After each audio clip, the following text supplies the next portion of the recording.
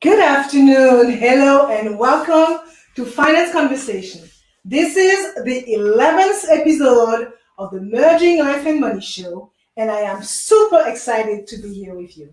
If we are meeting for the first time, I am your host, Marie-Jo César, and I help frustrated professional women acquire and apply the relevant financial skills and knowledge they need to take control of their money from the inside out, manage their finances, and understand that they can live their best life with the money they have.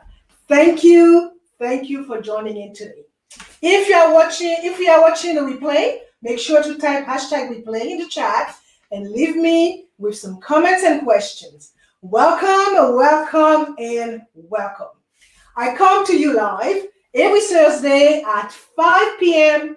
Pacific Standard Time to share valuable information about how to achieve financial wellness and live your life with means and meaning. Today's show is the 10th in the series titled How to Build a Secure Financial Plan. I will be exploring step 9 of the process, which is the importance of planning your finances together when in a relationship. So grab a pen and a notebook, and as I will be sharing tips and ideas that you might want to write down. And if you have any comments or questions, make sure to put them in the chat. And if you want to talk to me directly, I will share my contact information later in the show.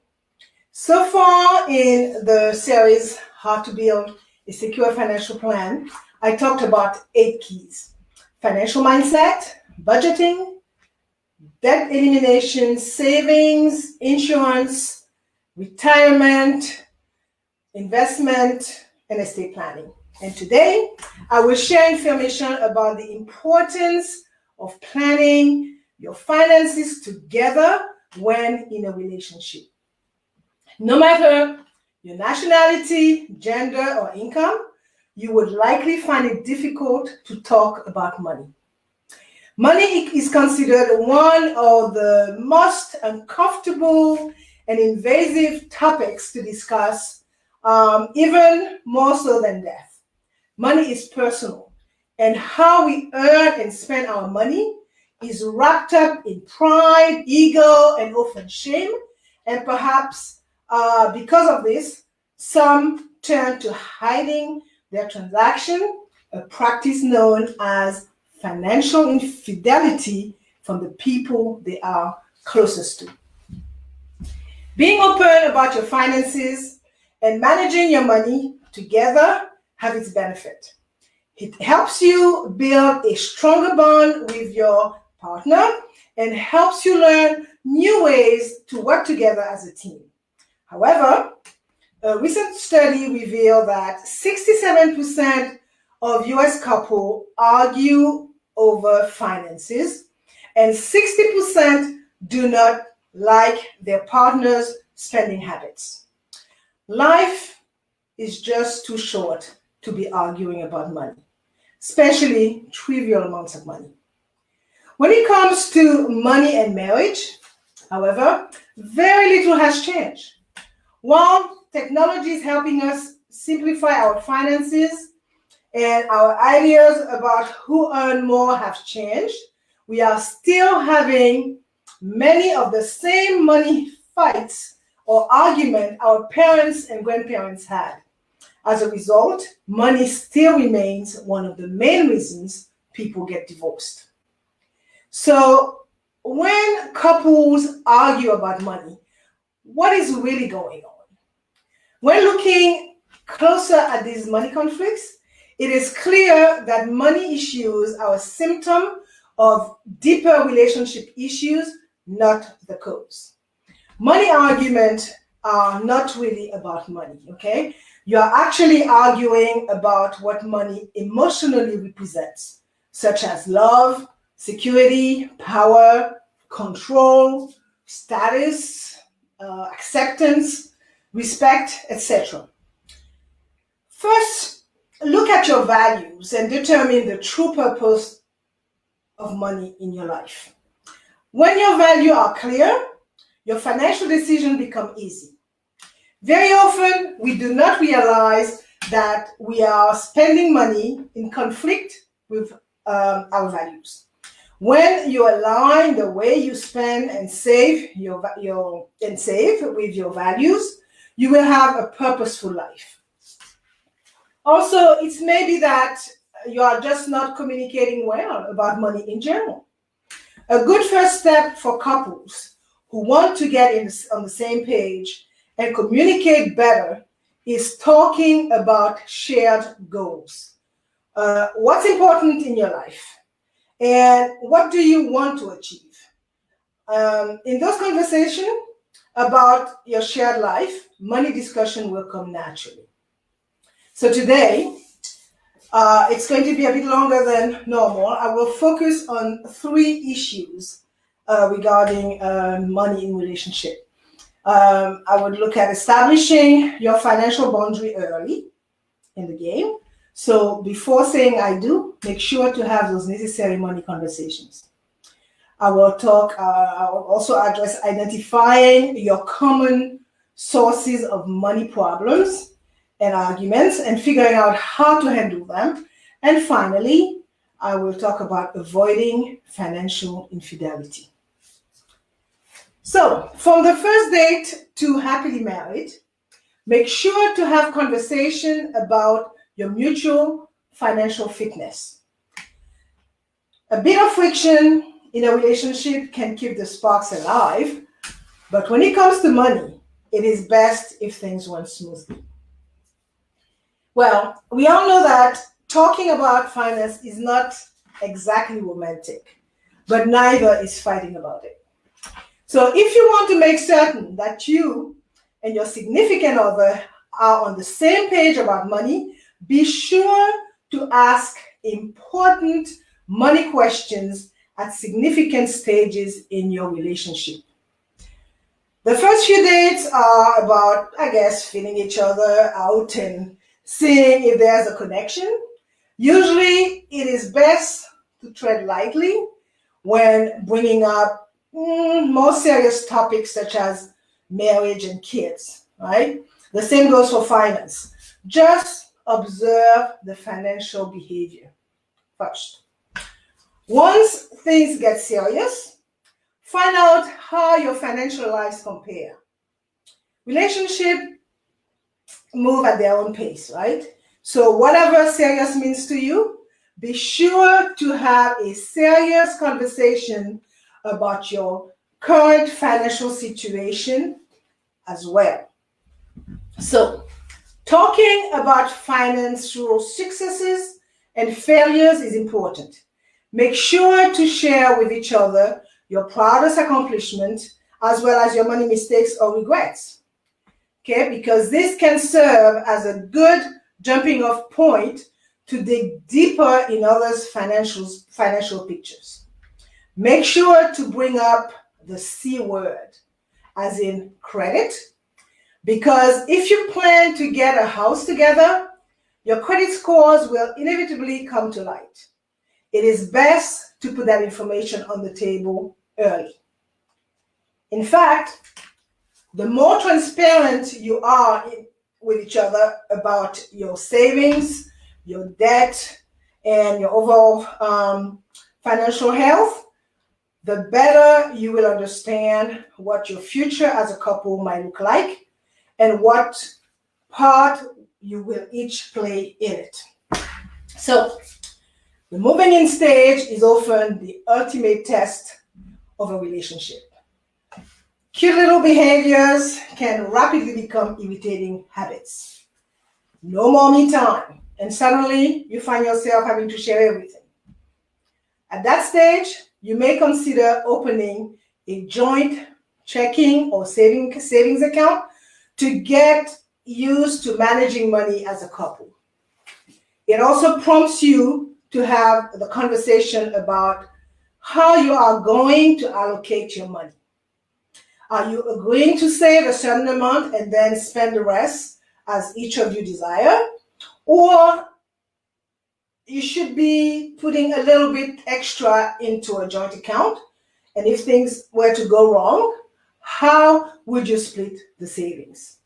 And there is one more scenario you should not neglect to discuss. Okay, what would happen to you or to your shared belongings, because you're moving together, if you were to break up?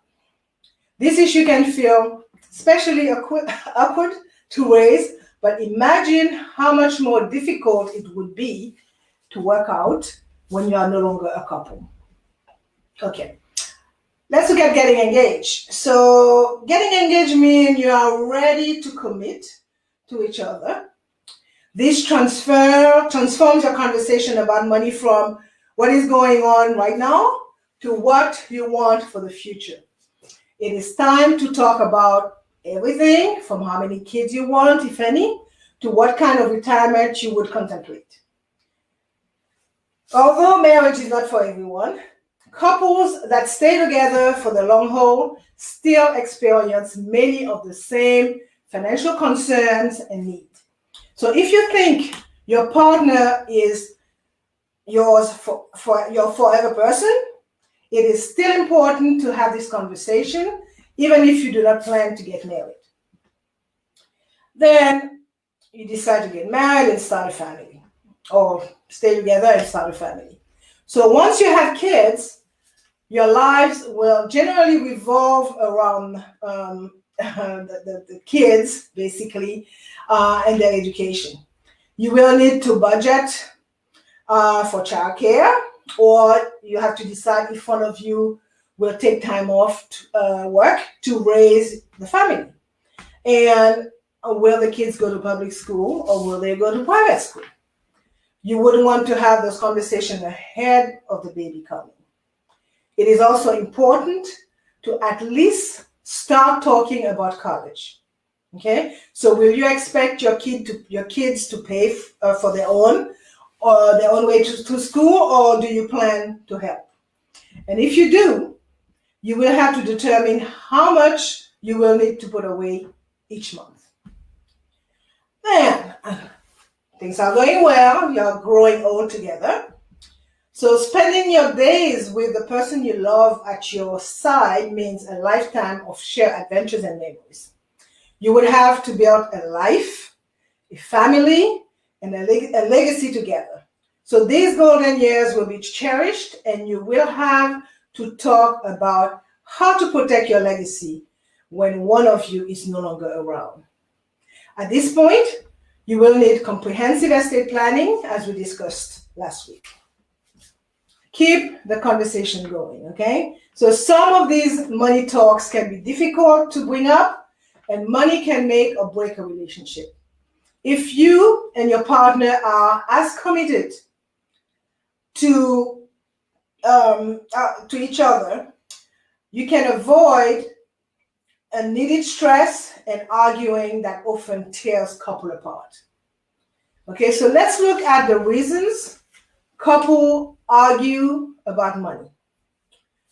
When you are constantly at each other's throats about money, right, you and your partner lower the satisfaction you get from your relationship.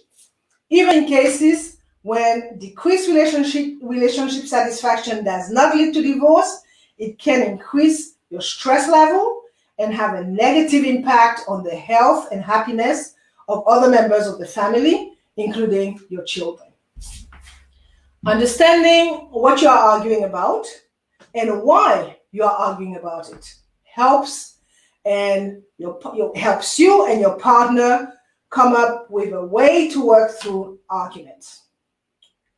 There are so many, and I will focus on 5 of them today. Many couples find it hard to talk about money. Some try, but it often turns into an argument. Others have given up trying or avoid the topic altogether, which sadly hasn't solved their problem either. Okay, so one of the reasons is differing beliefs. The whole idea that opposites attract may have some basis in reality. We are often drawn to a partner whose personality and style complements our own.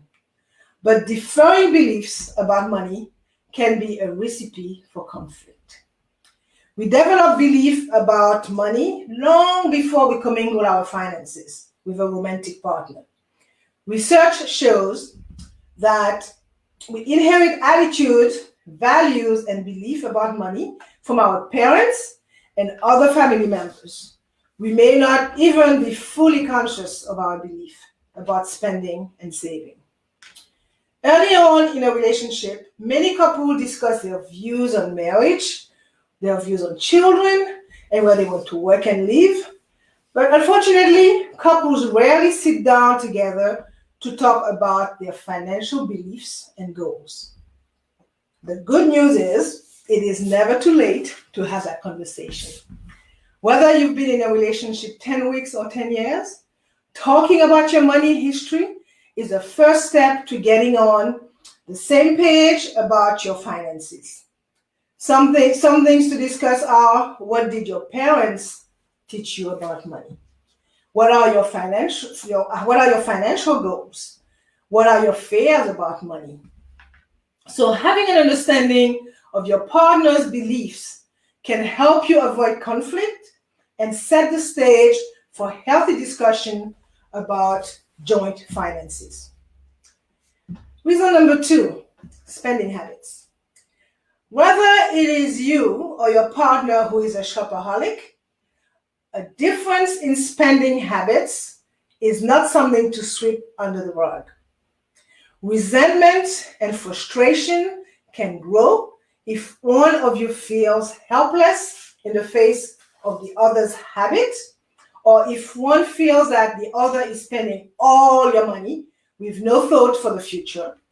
Okay? So if you and your partner regularly butt heads about the other's spending habits, there are a few ways you can work through the issue and understand each other's better. So see where the other is coming from. Habits develop over time and for a variety of reasons. So try to put yourself in your partner's shoes, and so that you get a better sense of the reasons and motivation of spending. A good conversation starter is to ask each other about the spending and saving habits your parents modeled for you. For example, ask if your parents were savers or if they lived beyond their means. Ask if parental behavior and attitude toward money have affected the way your partner looks at or treats money. You can also work together to identify each other's spending triggers. Sit down together and ask yourselves, what makes you likely to spend? List the cases when you might be more inclined to go out shopping, such as after a bad day, if your favorite store is having a major sale, or if you are bored. So when you see what's triggering your partner, you can develop a better sense of how to work together. Be patient. Because spending habits develop over time, it is a rare thing for a person to give up something quickly. Be patient if your partner is the one cutting back on spending, and ask your partner to be patient if you are the one making the big adjustment. Keep track of your joint spending for 1 month. Start with 1 month. If you are spending so much that you are not reaching your financial goals, begin to wean yourself off certain unnecessary expenses. I could think of one, a coffee at Starbucks every day. If one of you slips up and overspends, take a close look at what that happened or why that happened. If it was a bad day that triggered the spending spree, come up with alternative ways to deal with stress and anger. Okay? Get everything out in the open. Honesty is the best policy in any situation. When you first have the money talk with your partner, break out your bank and credit card statements so each of you can see what the other tends to buy. Before revealing your financial details, promise that you will not judge each other or make unpleasant comments. Reviewing your spending habits can help you both set goals and find where you need to cut back. Once you set a budget together, if you slip up and buy something that you did not budget for, don't try to hide it from your partner, okay? Instead, come clean and admit that you overspent on an item, right? So when you are honest, you can work together to come up with a solution. Another reason that couple gets to argue is over saving habits, okay? Couples do not only fight about the spending habits of one another, as they often disagree about how and how much to save as well. For example, some people might be so focused on saving that they are willing to pass up many life experiences, from travel to eating out at a restaurant, while others appreciate a little splurge now and then. Or you might be an aggressive and risky investor, and your partner may be a risk-averse investor. So make sure to create common goals. Sitting down with your partner and making a list of goals can help you both determine how much to save each month. If neither of you has focused on retirement saving yet, you can jointly decide to put aside 10% of each of your incomes into your own retirement accounts every month. As far as emergency savings is concerned, it is recommended that you have between 3 to 6 months worth of expenses tucked away. So look at your joint income and determine how much you can comfortably put aside each month and how long it should take you to reach your emergency fund goal. Along with long-term savings goals, you should set up shorter-term goals as well. Perhaps your car is on its way out, and if it is the case, you can agree to set aside a small portion of your incomes every month to save up enough to buy a car outright or put a sizable amount down on a car loan. You can also agree to create a joint savings account for vacations or other yearly expenses such as holiday gifts and birthdays and weddings, any type of expenses of that nature. Talk about your investment approach as well. It might not be how much to save that you and your partner disagree about, but rather how to allocate or invest your savings. Having a partner who is very risk adverse, or the opposite, makes it difficult to build up a balanced, diversified portfolio. So keep in mind that your retirement accounts are separate, meaning you can each invest your own account. You can each invest in your own account. However, you feel you deem best. So that means if your partner likes to play it safe, lower risk, retirement in vehicles such as bond might be ideal. If you are more of a risk taker, you can invest in stocks in your own retirement account, bearing in mind that stocks can lose value and may also earn a higher rate of return over the long time. So you might need to be more diplomatic when it comes to a joint non-retirement investment account, since it is held by both of you. So working with a financial planner can help the two of you figure out a good investment strategy so that you both feel comfortable with how you are managing your savings. Another reason couples argue is debt, okay? Past, current, or future debt. So how much debt each of you brings into the relationship, as well as your attitude toward tackling it, can be a big source of conflict. As with other financial matters, you and your partner can have different mindset when it comes to debt, from whether it is acceptable to carry a credit card balance to whether you should be in a hurry to pay off your student loan debts. Instead of arguing about debt, you want to be upfront and honest about your attitude and your actual debt burden and devise a plan to help you both reduce or eliminate your debt. So work together to pay it off. When you are part of a couple, right? You're a couple. The other person in the relationship does not automatically assume responsibility of any debt you bring into the relationship. In fact, any debts you bring into a relationship remain your sole responsibility even after you get married. That doesn't mean that you and your partner cannot work together to figure out a debt repayment plan that works best for your joint budget. After all, coming up with a joint plan to reduce debt can help you work together to achieve other financial goals, such as qualifying for a mortgage together and purchasing a home.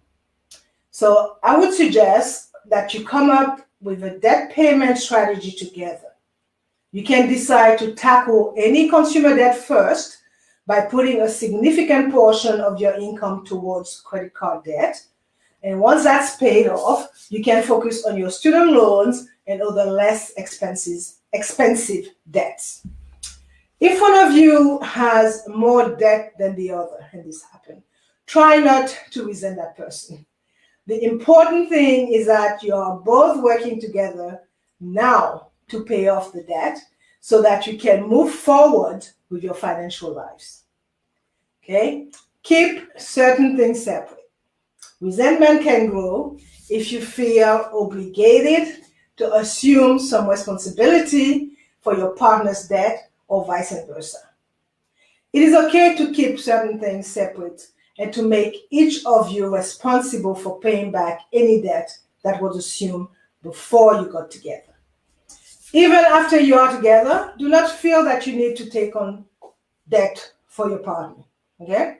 For example, co-signing for a loan puts you at risk financially, especially if your partner has a history of skipping out on debt. Agree at the beginning that you will not co-sign for loans together unless both of you benefit from them. Okay, so plan also for joint debt. If you decide to take out a mortgage or other major loans with your partner, there are a few things you can do to minimize argument and prevent issues from cropping up in the future. First, it is a good idea to wait until you both have a good credit score before you apply for a mortgage. Otherwise, it will cost you a lot. By the way, while it doesn't sound romantic, okay, drafting up a partnership agreement if you are not married before you take out a loan or buy a home can protect you both in the long run. The agreement, sometimes called a home buying prenuptials, outlines who is responsible for what and what happens if things do not work out between the two of you. So putting something in writing and signing on the dotted line can save you both a lot of headaches if things do not work out or if you suddenly need to sell the house. Reason number 5 that I kind of set aside was who earns what. It is fairly common for one partner to earn more than the other. And income disparity can lead to arguments and feelings of resentment or insecurity. Additionally, one partner can feel inclined to have more of a say over what happens to the money if there is a big difference in income. So be equitable. Even if there is a large gap between the amounts both partners earn, you can still work together to create a balanced and fair budget. So instead of dividing your joint expenses in half, split them up so that each person pays an equal portion of income. Okay, so each person should also have a say when it comes to decisions that affect the home. For example, Even if the higher earning partner is paying, let's say, for an entire vacation or for a new car, it is not fair for that partner to get to choose the vacation destination or the car without any input from the other. If that's happening to you, take the time to share with your partner how it makes you feel. It could be that your partner doesn't even realize that making decisions without you is hurting your feelings. In this case, a reminder that you are both working together, even if your incomes are not in alignment, can be helpful. Divide responsibilities. In some cases, a partner who earns less might take on more responsibility at home to try to close a gap between incomes. A spouse who does not have an income producing job might care for the kids or work to put dinner on the table every night. However, even if one of you works and the other doesn't, it is not fair for any single person to do all the household chores or handle all the home maintenance issues. A partner who has to take care for a home alone without help or support from a spouse can start to feel angry and resentful. Okay? And the last point or issue that I want to address today is financial infidelity. How many times have you lied to your partner about money? Romantic partners do not always tell each other everything. But when they hide financial accounts, be it a bank account or a private credit card, it can lead to serious emotional repercussions. Having a secret about money or debt that your partner does not know about is maybe a way to create a disaster in a relationship. This behavior is called financial infidelity. The same reasons why sexual infidelity can destroy a marriage holds true for financial infidelity. Financial infidelity can really destroy a marriage and have a far greater negative and lasting impact on the marriage. When money is involved, there is so much more at stake. As money represents, as I said before, security, freedom, success, respect, and stability. So why is financial infidelity a big deal? The problem is not only with the relationship, but with the person's overall actions. If your spouse has a gambling addiction or an expensive obsession, let's say, like cars, boats, or something, some kind of high ticket item, they might resort to illegal means to feed that desire. Bigger problems might lie beneath what looks like a hidden credit card or a hidden bank account. In extreme cases, some spouses do not discover financial infidelity until they, as a family, cannot make the mortgage payments or must give up a car. So what are the problems caused by financial infidelity? Financial infidelity can be just as harmful to a relationship as sexual infidelity, if not more. It can damage trust in a relationship and lead to separation or divorce. It could hurt a couple two ways. The first casualty is trust. In a relationship, people must be able to count on each other. And that is not possible when one partner is lying or hiding important information from the other. The other is dishonesty. When you hide financial matters from your partner, you are showing that on some level, you do not trust them enough to be honest with them. Sooner or later, the deception is bound to come out. And when it does, your partner will not trust you either. So when the deception has to do with money, it has financial consequences of its own. So even minor deception like a few secret purchases can cause your household budget to fail. When you're trying to get by on a tight budget, it is important to know exactly where every dollar is going, and there is no way to do that when one partner is making secret purchases. When a spouse cheats on you, you can always walk away from the marriage and get on with your life. But with financial infidelity, you must live with the effect for however long it takes to dig yourself out of the hole. Financial infidelity takes many forms, some more serious than others. I could enumerate a few. Spending in secret. Perhaps the most common form of financial infidelity is lying about or covering up spending. Cover up debt. A more serious form of financial infidelity is hiding debt from your partner. In some cases, secret debt can amount to tens of thousands of dollars. Lying about your income. People can lie about their income in either direction. Some hide a high income from their spouses.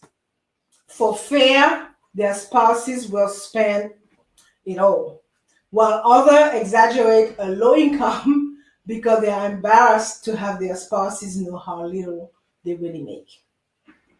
Hiding accounts is another one. One of the rarest forms of financial infidelity is keeping entire accounts hidden from your partner. So, what are the reasons for financial infidelity? People keep financial secrets from their partners for a variety of reasons. Most often, they are simply trying to avoid getting into an argument over money. Sometimes, hidden money matters can be a symptom of a deeper problem in the relationship, such as fear or lack of trust. Probably the most serious reason couples cover up money matters from each other is out genuine fear. All right? So financial infidelity can also be a symptom of distrust and resentment in a relationship. It often comes from income inequality in marriage. In some cases, financial infidelity and sexual infidelity go hand in hand. People who are cheating on their spouses usually try to cover up evidence of the affair, and that means hiding expenses such as hotel bills, gifts, and travel. They may try to pass off these costs as business expenses or open a secret account to keep them hidden. Here are a few ideas of how to prevent financial infidelity. Communicate, okay? The key to avoiding fights or argument about money is clear communication. Obviously, the best time to have the money talk is before you get married or before you decide to live together. An important part of this process is to set up a household budget together. Making your budget together ensures that you both know where you stand financially and helps you stay on track towards your goals. Share responsibility. Make sure you are both involved in taking care of your joint finances. Then stay aware of how much money you have, where it comes from, and how it is spent. Address problems as they happen. Even if you are completely honest with each other about your finances, there is no guarantee that you will never run into money problems. Problems like a job loss, high medical bills, or other unexpected expenses can happen to anyone. The good news is that when your finances are an open book, it is much easier to deal with problems like this together. Instead of making your problems worse by trying to hide them from each other, you can face them head on and deal with them right away. Admit the problem. There are several warning signs that a partner could be cheating on you financially. You might discover a receipt or a bill for a purchase you didn't know about, or you might notice that bills and bank statements are magically disappearing from the mailbox. Your partner's behavior can also tip you off. Some people become defensive and reluctant to talk about money, while others suddenly start spending a lot more or a lot less. So if you suspect your partner of financial infidelity, start by gathering the evidence you found and showing it to your partner. Try to do this in a way that does not sound like a personal attack, might be difficult, which could cause your partner to panic and deny everything. So approaching the problem with concern rather than anger is the best way to get at the truth. If you are the partner who is cheating, you must own up to your mistakes, and the sooner the better. Come clean about what you've done and make it clear that you take it seriously and you want to do whatever it takes to win back your partner's trust. Understand the root cause of that, financial infidelity. It is often a symptom of a problem somewhere else in the relationship. Uncovering and dealing with the problems that lead to the infidelity is just as important as dealing with the result. If you don't address the root cause, it will only lead to further problems down the road. So we build trust. Financial infidelity is essentially a breach of trust between partners. And a key part of recovery is finding a way to restore that trust. One important step is to be completely open about your finances from now on. So seek personal help. Sometimes the reasons behind financial infidelity are not obvious. In these cases, talking to a financial therapist by yourself or as a couple can help you get to the root of your behavior and figure out how to deal with it. Okay, so let me quickly repeat the ideas on how to prevent infidelity. Communicate, share responsibility, address problems as they happen, admit the problem, understand the root cause, rebuild trust, and seek professional help is needed. So recovering from financial infidelity takes a lot of work from both partners. However, if you are truly committed to each other, it is possible to get through it. Be as patient as you can with each other and give your new financial habits time to work. Okay, so I'm going to stop here for today and do a quick recap. So I shared a lot of information about merging finances. I addressed the importance of having financial conversation before saying I do. Some of the reasons couples argue about money and how to deal with them.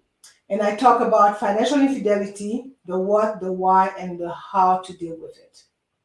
Before I forget, let me share my contact information. You can reach me by sending me an email at mj@mariejocesar.com or by sending me a direct message via Facebook. I'm going to leave you with this last point. Money is much more than dollars and cents. It's about power, about emotion, about needs. Do not let it be a constant battle in your relationship. Be willing to find a middle ground. Be willing to finally put the problem to rest, and do not hesitate to seek professional help if needed. If you want to have a long and happy relationship with someone, one of the first things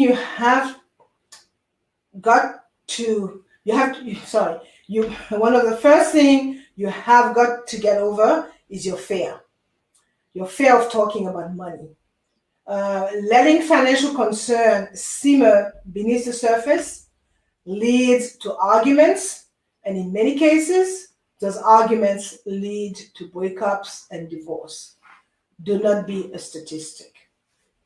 As you know, I like to end the show with a quote or a message or something. I found a passage from an American scientist and author by the name of Bernard Duska, and it reads, "The love and security found in a successful marriage is priceless.